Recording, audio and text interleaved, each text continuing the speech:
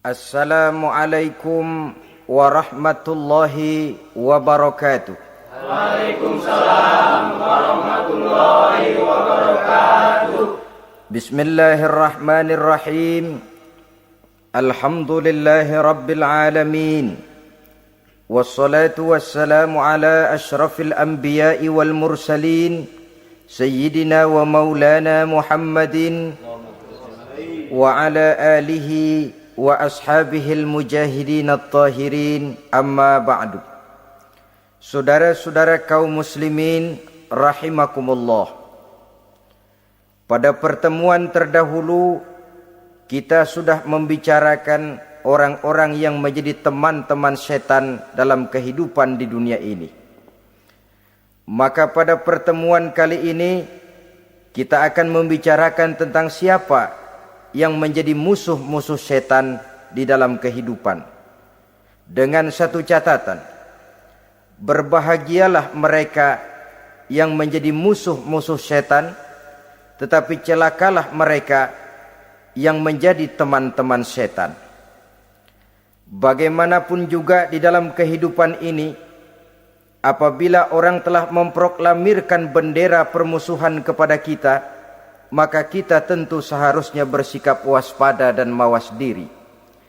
Demikian juga iblis dan seluruh bala tentaranya yang terdiri daripada setan-setan. Mereka telah mengibarkan bendera permusuhan kepada Nabi Adam dan anak cucunya, kepada kita umat Rasulullah sallallahu alaihi wasallam. Akan sengsara dan celaka jika kepada iblis dan setan yang telah nyata-nyata mengibarkan bendera permusuhan itu kita mengadakan toleransi, mengadakan kerjasama, dan menjadi budak yang memperturutkan kemauan daripada iblis dan setan. Siapa yang menjadi musuh-musuh setan dalam kehidupan ini? Inilah pertanyaan berikutnya yang diajukan oleh baginda Rasul kepada iblis. Hai iblis, kalau teman-temanmu adalah seperti yang telah engkau jelaskan tadi, sekarang cobalah beritahu saya, siapa di antara umatku yang menjadi musuhmu dalam kehidupan ini? Atas pertanyaan ini iblis laknatullah menjawab, ya Rasul, musuh-musuhku di antara umatmu, pertama anta ya Muhammad. Musuhku yang pertama adalah engkau, wahai Muhammad. Kenapa iblis mencatat Nabi Muhammad sebagai tokoh nomor satu dalam deretan musuh-musuhnya? Mudah difahami. Pertama, keberadaan Rasul merupakan rahmah lil alamin, rahmah bagi lingkungan. Yang kedua, beliau berfungsi menyelamatkan manusia dari tempat yang gelap gulita, dari tempat kesesatan menuju tempat yang terang benderang, penuh berisi petunjuk dan hidayah dari Allah Subhanahu wa taala.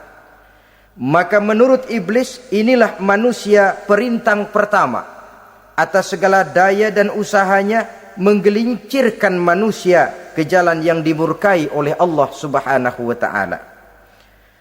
Kalau kita baca sejarah, risalah yang dibawa oleh Nabi Muhammad ini memang merupakan risalah yang membawa rahmah bagi alam sekitarnya.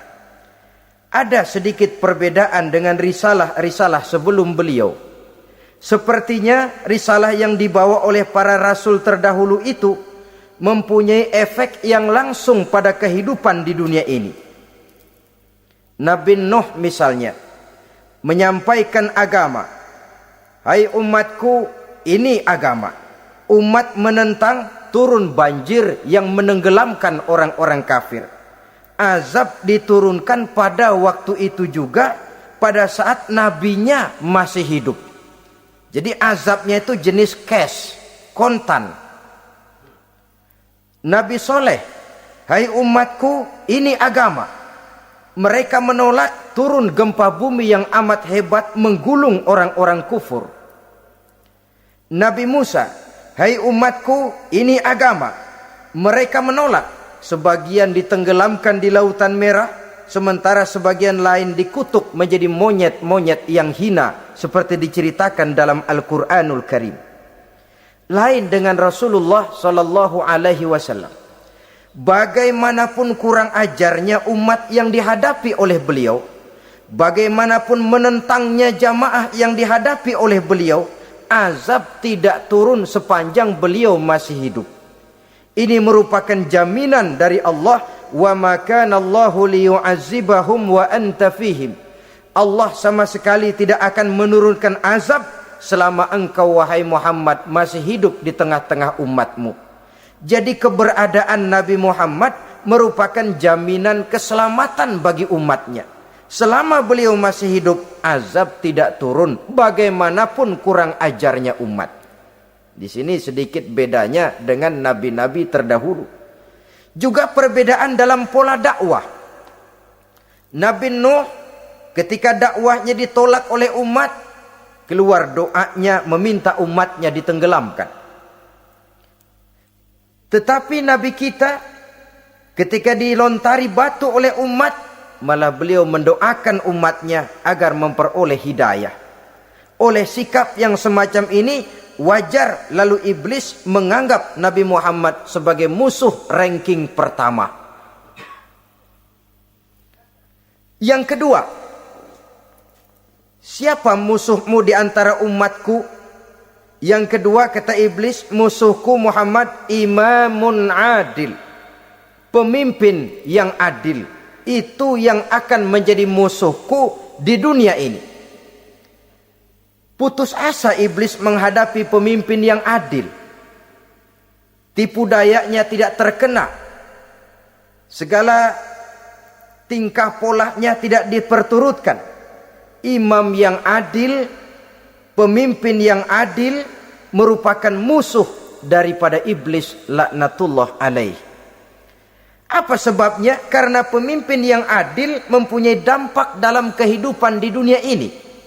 Melindungi orang banyak, menenteramkan orang banyak. Makin aman, tentram, tenang situasi dan kondisi, makin mudah orang melaksanakan ibadah. Makin tekun orang melaksanakan ibadah, makin dekat dia dengan Allah. Makin dekat manusia dengan Allah, makin jauh dia dari iblis. Sebab dua hal ini selalu kontradiktif. Jika kita jauh dari Allah, tentu dekat dengan iblis. Jika kita jauh dari iblis, harus dekat tentu dengan Allah. Dan begitu selanjutnya. Dalam kaitannya dengan kehidupan kita sekarang, saudara-saudara, disinilah perlunya mempersiapkan manusia. Membangun manusia itu jauh lebih sulit daripada membangun jembatan. Membangun manusia itu lebih sulit daripada membangun gedung-gedung bertingkat. Termasuk membangun dan mempersiapkan calon-calon pemimpin yang adil di masa yang akan datang. Membangun jembatan penting. Tapi lebih penting daripada membangun jembatan adalah membangun manusia yang bikin jembatan. Sebab kalau manusia yang bikin jembatan tidak dibangun lebih dahulu, saya khawatir jembatannya nanti habis dimakan oleh yang bangun jembatan. Mengaspal jalan raya penting. Lebih penting dari mengaspal jalan raya, membangun manusia yang mengaspal jalan itu. Sebab kalau manusia yang mengaspal jalan bermental rusak dan bejat, saya khawatir jalan belum selesai, aspalnya habis dimakan oleh yang ngaspal. Inilah pentingnya membangun manusia pembangunan. Semua tugas-tugas besar, semua pekerjaan-pekerjaan yang baik harus berangkat dari niat yang baik, berangkat dari hati yang bersih. Siapapun adanya kita, apapun profesi kita. Yang jadi kiai, marilah berangkat dari niat yang bersih. Yang jadi mubalik, marilah berangkat dari niat yang bersih. Niatnya itu mau menghidupkan Islam atau mau cari hidup jual Islam. Kalau mau menghidupkan Islam, mari sama-sama kita berjuang. Tapi kalau mau cari hidup untuk dengan menjual Islam, minggir saja daripada nanti bikin malu. Yang mengurus masjid, mari berangkat dari niat yang bersih. Ngurus masjid itu niatnya mau menghidupkan masjid atau mau cari hidup di dalam masjid. Kalau mau menghidupkan masjid, mari. Tapi kalau mau mencari hidup di dalam masjid, tolong minggir saja daripada nanti bikin aib. Yang jadi orang alim, mari berangkat dari niat yang bersih. Jangan memperjualbelikan fatwa, yang halal dikatakan haram, yang haram jadi samar-samar, nanti membingungkan umat. Berangkat dari niat yang bersih, membangun manusia, pembangunan. Ini barangkali istilah yang lebih kena. Saudara-saudara kaum muslimin rahimakumullah, setiap kita pada hakikatnya punya bakat. Secara fitrah yang kita bawa, bakat apapun kita ini punya. Saudara punya bakat jadi pemimpin, saudara pun punya bakat jadi pengkhianat. Saudara punya bakat jadi orang soleh, saudara juga punya bakat jadi orang salah.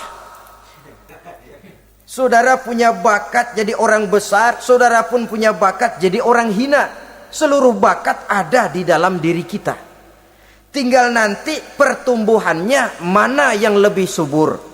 Saudara punya sifat berani, saudara pun punya sifat takut. Seberani-beraninya orang mesti ada sifat takutnya.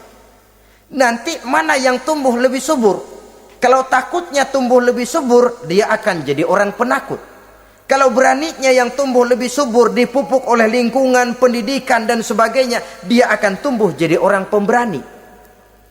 Oleh karena itu, agama merupakan lingkungan yang subur untuk menumbuhkan benih-benih yang baik yang kita bawa bersamaan dengan lahirnya kita ke alam dunia ini.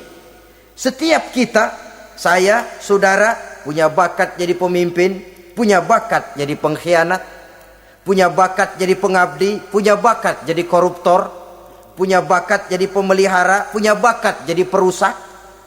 Tinggal nanti lingkungan, pendidikan yang menumbuhkan mana yang tumbuh lebih subur. Kalau lingkungan saudara lingkungan maling, maka sifat pengkhianat akan tumbuh lebih subur. Kalau nanti saudara jadi pemimpin, insya Allah korupsi. Lingkungan yang menumbuhkan sifat mengabdi, sifat berbuat tanpa pamrih, dikalahkan oleh sifat pengkhianat dan korupsi itu yang dibentuk oleh lingkungan, pendidikan, pengalaman dan sebagainya. Oleh karena itu, secara dini agama menanamkan, menyuburkan fitrah-fitrah yang baik yang kita bawa bersamaan dengan hadirnya kita dalam kehidupan ini.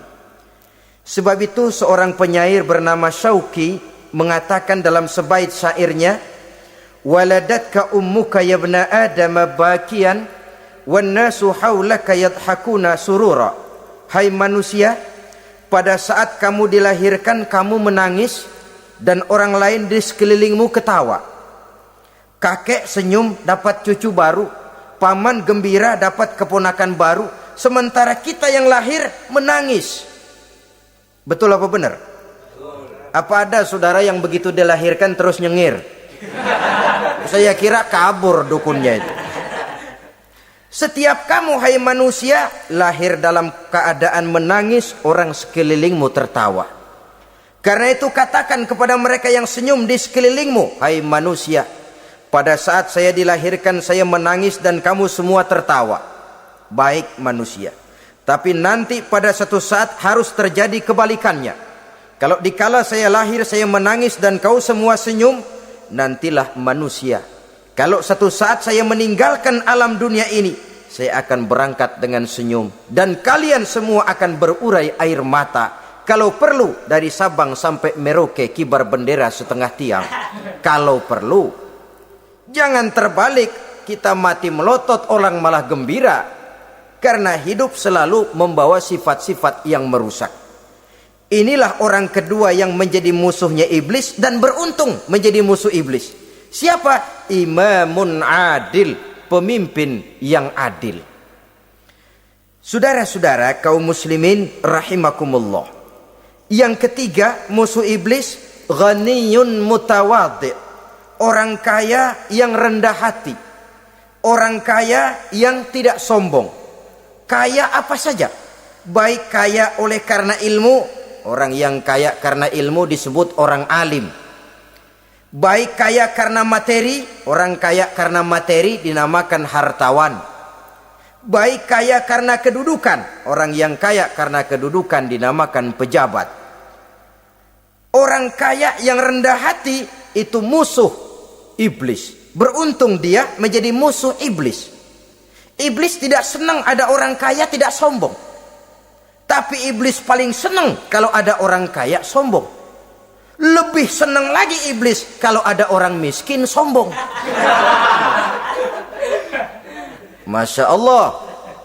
Orang kaya sombong, walaupun iblis senang, orang masih bilang pantas saja dia sombong, kaya apaan aja punya.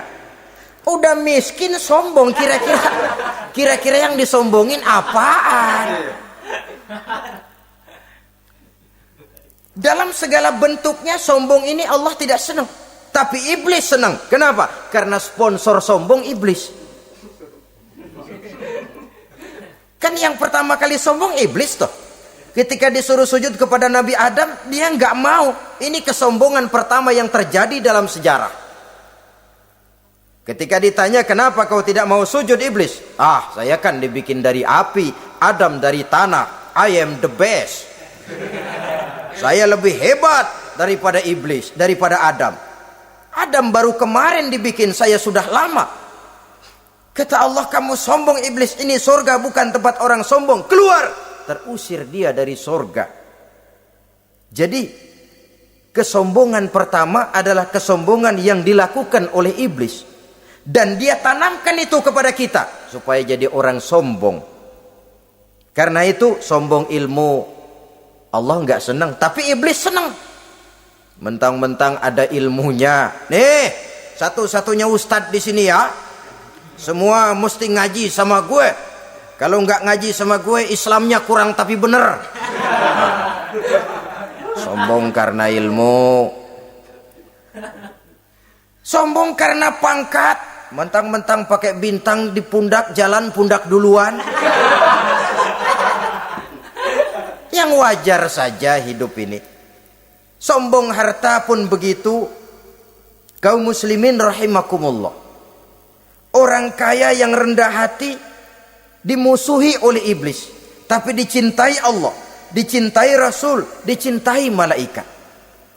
Caranya bagaimana? Kembali kepada satu kesadaran bahwa pada saat terlahir ke alam dunia ini tidak ada yang pernah kita bawa.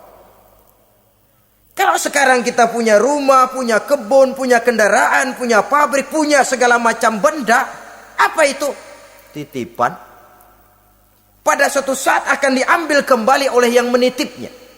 Kalau titipan itu pandai kita jaga, pandai kita syukuri, titipan akan makin banyak. Sama juga kita dalam kehidupan. Kalau orang bisa kita percaya, saya mau pergi ke luar negeri, rumah saya titip kepada tetangga. Saya pulang dari luar negeri, isi rumah tetap tidak berkurang, malah dibersihi, malah disapu, dihilangkan kotorannya. Tentu bukan main syukur saya, girang saya. Akan bertambah kepercayaan saya untuk menitipkan apa saja. Ini makna la in syakartum la azidannakum wa la in kafartum inna azabi lasyadid.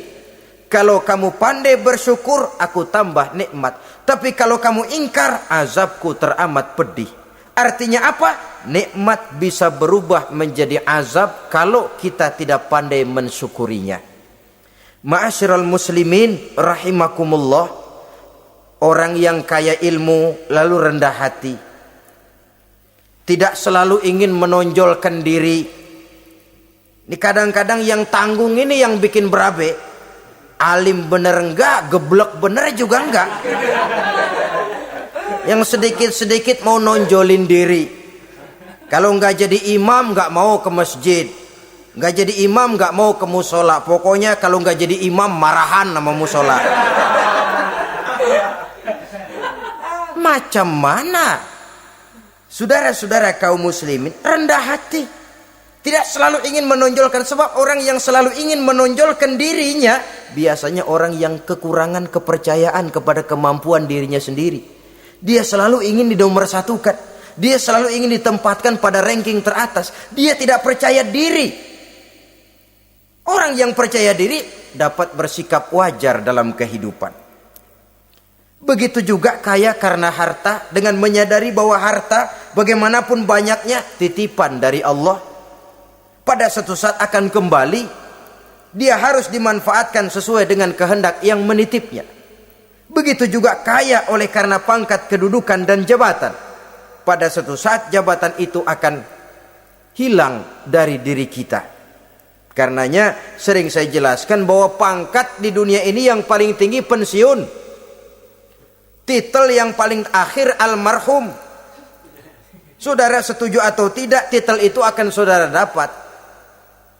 Bagaimanapun kita cinta kepada pangkat, kedudukan, entah pada akhirnya suatu saat akan sampai kepada posisi yang namanya pensiun. Kalau sadarlah kita kepada pemikiran ke arah sana, maka untuk mencapai kekayaan, baik kekayaan harta, kekayaan kedudukan, tidak lalu menghalalkan segala cara untuk mencapai tujuan, tapi dibatasi oleh norma dan kaedah yang harus dia taati, baik kaedah agama maupun kaedah bernegara. Inilah orang ketiga yang menjadi musuhnya iblis, orang kaya yang rendah hati, orang kaya yang tidak sombong. Yang keempat, saudara-saudara, tajirun shadiq, pedagang, pengusaha yang jujur. Iblis gedek betul, benci bukan main sama pengusaha, sama pedagang yang jujur, yang tidak ngurangi timbangan, tidak nipu pembeli, tidak barang yang jelek dibilang bagus, atau yang bagus di atas yang jelek di bawah, atau dicampur yang baik dengan yang jelek supaya kelihatan semuanya jadi baik. Semua orang ingin untung, tidak ada kecuali siapapun orangnya, dan itu wajar. Setiap manusia ingin mendapat keuntungan, kalau perlu dengan modal minimal mencapai keuntungan maksimal, seperti yang diajarkan oleh teori ekonomi. Itu kan yang namanya produktif kan? Satu usaha dinamakan produktif, bagaimana kita mengeluarkan modal minimal bisa mencapai keuntungan maksimal. Silakan. Bahwa manusia ingin untung itu insting, naluri, fitrah. Tidak ada orang yang mau rugi. Tapi cara mencapai keuntungan itu yang membedakan antara seorang muslim dengan yang bukan muslim.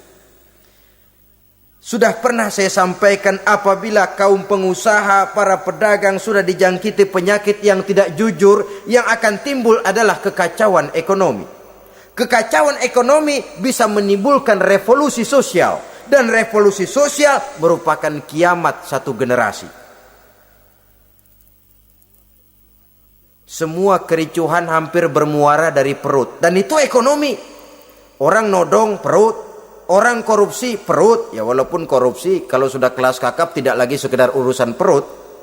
Ya perut apa yang diurusin kalau korupsinya miliaran itu? Perut jin barangkali. Saudara-saudara kaum muslimin rahimakumullah. Oleh karena itu, pedagang yang jujur, pengusaha yang jujur, ini merupakan musuh iblis. Iblis tidak senang kalau ada pengusaha yang jujur. Iblis tidak senang kalau ada pedagang yang jujur. Tapi iblis akan tepuk tangan kalau pedagang sudah selingkuh, kalau pengusaha sudah nipu.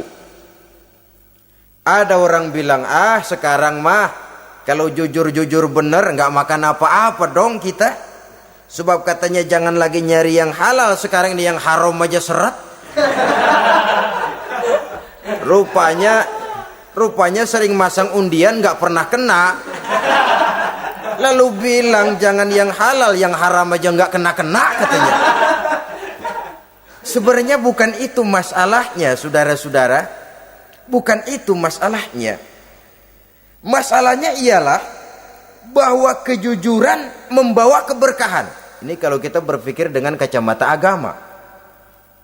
Keberkahan merupakan sumber ketenangan. Dan ketenangan ini tidak bisa dibeli dengan materi yang bagaimanapun banyaknya. Walaupun kita punya percetakan duit, ketenangan itu nggak bisa dibeli. Jangankan cuma punya duit banyak, percetakan duit saudara punya, mau membeli ketenangan yang berasal dari keberkahan, sulit. Jadi kejujuran membawa keberkahan, keberkahan membawa ketenangan. Jangan macam dulu tukang sol sepatu. Ditanya oleh temannya, "Bang, ngesol satu hari dapat berapa?" 200 rupiah. Sembayang enggak? Enggak. Islam? Islam, kalau Islam mah. Kata temannya, "Sembayang dah, kali aja besok dapat rezeki lebih banyak." Yang benar, iya. Sebab kalau orang sholat itu Allah dekat, nanti rezekinya ditambah. Beneran? Bener. Subuh sembayang dia. Habis sembayang sarapan, berangkat ke tempat dia ngesol, mangkal. Dari pagi sampai jam 11 belum ada juga yang ngesol. Mulai bimbang hatinya. Katanya kalau sembayang rezeki tambah. Tadi sembayang subuh sampai gini hari belum ada yang ngesol. Cobaan kali, sabar. Datang sholat zohor. Habis zohor nunggu lagi, belum juga ada yang datang ngesol. Udah mau pulang hampir maghrib, baru datang satu orang dandanin sendal jepit putus.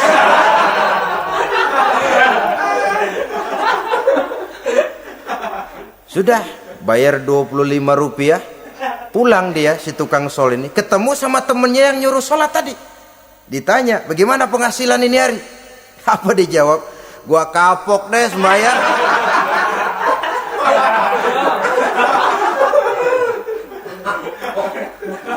Kemarin nggak sembahyang dapat 200, sekarang begitu sembahyang jigo.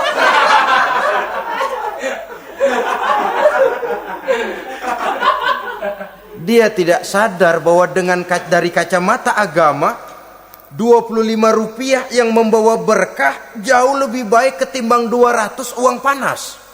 Dari kacamata agama, 25 rupiah yang membawa berkah lebih baik daripada 200 rupiah tapi panas. Sebab panas menjauhkan kita dari ketenangan. Itulah sebabnya maka pedagang yang jujur, pengusaha yang jujur menjadi musuh setan dan beruntung. Sekarang jadi pengusaha jujur-jujur nggak dapat proyek, Pak. Kalau nggak bisa semir semur. Padahal agama sudah menjelaskan ar-rashi wal murtashi finnar. Orang yang nyogok dan orang yang disogok dua-duanya neraka. Kenapa? Join termasuk ta'awanu 'alal ismi wal udwan. Bertolong-tolongan dalam berbuat dosa dan kesalahan. Kalau hadiah, lain hadiah. Kalau sedekah, lain sedekah. Tapi yang namanya semir, suap, ar-rashi wal murtashi finnar. Saudara-saudara kaum muslimin rahimakumullah. Jadi pedagang yang jujur, pengusaha yang jujur merupakan salah satu roda perekonomian. Kegoncangan ekonomi akan menimbulkan dampak sosial yang sangat luas dan kompleks. Yang pada giliran puncaknya, dampak paling negatifnya, dia sanggup menggerakkan terjadinya revolusi sosial. Bukankah sebagian besar gerak hidup manusia dimotivasi oleh keinginan untuk mempertahankan kelangsungan hidup? Dan kelangsungan hidup artinya mulut. Mulut itu artinya perut dan itu artinya makan. Setelah itu mungkin baru pangan, baru sandang, baru dia berpikir pakaian dan sebagainya. Jadi karena dia merupakan penggerak roda ekonomi, pedagang yang jujur, pengusaha yang jujur mutlak diperlukan dalam kehidupan ini.